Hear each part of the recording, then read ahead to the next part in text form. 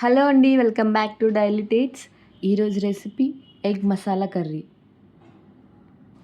ముందుగా ఒక కడాయి పెట్టుకొని అందులో 3 టేబుల్ స్పూన్ ఆయిల్ వేసుకోవాలి. కొద్దిగా ఉప్పు, పసుపు, హాఫ్ స్పూన్ కారం వేసుకొని మనం ముందుగా ఉడికించి పెట్టుకున్న గుడ్లు వేసుకొని ఫ్రై చేసుకోవాలి.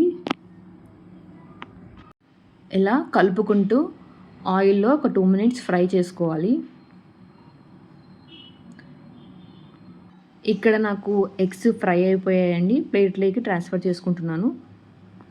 ఇప్పుడు అదే కడాయిలోనే 4 టేబుల్ స్పూన్ ఆయిల్ వేసుకొని ఆయిల్ హీట్ అయ్యాక చెక్క, స్టార్ పువ్వు, 4 లవంగాలు వేసుకొని ఫ్రై చేసుకోవాలి.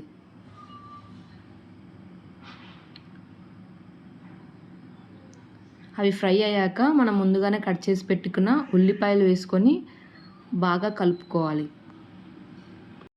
ఉల్లిపాయలు మెత్తబడేంత వరకు మగ్గించుకోవాలి.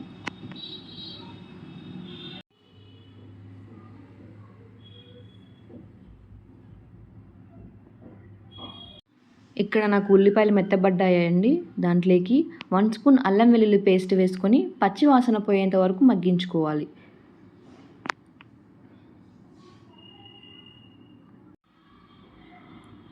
ఇప్పుడు మనం ముందుగానే మిక్సీ పట్టి పెట్టుకున్న టమాటో ప్యూరీని వేసుకొని బాగా కలుపుకోవాలి.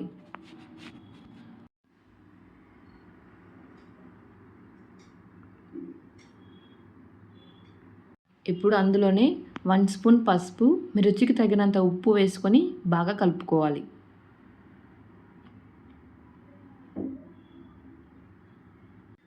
ఇక్కడ నేను 2 స్పూన్స్ శనగపిండి తీసుకున్నాను. ఇప్పుడు నీళ్లు పోసుకొని ఉంటలు లేకుండా కలుపుకోవాలి. ఇప్పుడు శనగపిండిని అందులో వేసుకొని బాగా కలుపుకోవాలి. శనగపిండి ఎందుకు తీసుకున్నానంటే కర్రీ అనేది చిక్కగా వస్తుంది కాబట్టి శనగపిండి వేసుకున్నానండి. నాకు గ్రేవీ కావాలి కాబట్టి నేను 2 గ్లాసులు నీళ్ళు తీసుకున్నాను. అందులో మీ రుచికి తగినంత కారం, 1 స్పూన్ ధనియాల పొడి వేసుకొని బాగా కలుపుకోవాలి.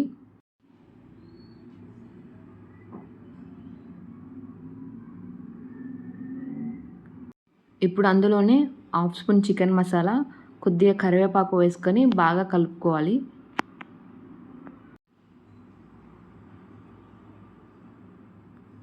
శనగపిండి పచ్చివాసన పోయేంత వరకు మరిగించుకోవాలి. ఇప్పుడు అందులో మనం ఫ్రై చేసుకున్న ఎగ్స్ వేసుకొని బాగా మరిగించుకోవాలి.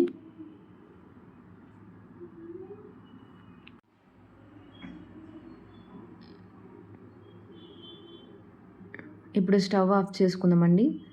ఎగ్ మసాలా కర్రీ రెడీ అయినట్టే.